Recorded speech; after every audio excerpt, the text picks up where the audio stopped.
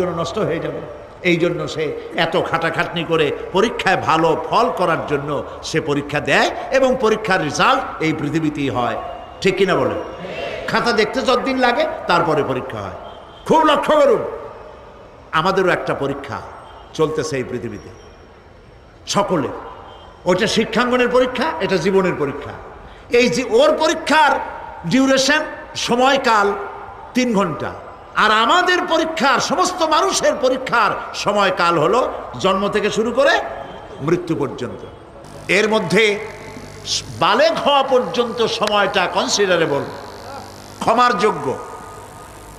15 বছর 12 বছর বালেগ হইতে যে কয় বছর লাগছে, এইটা যা করছেন যা বলছেন সব মাপ। কিন্তু বালেগ হওয়ার পরের থেকে নিয়ে মৃত্যু পর্যন্ত যা যা করবেন সমস্ত কাজের হিসাব আল্লাহর কাছে দিতে হবে।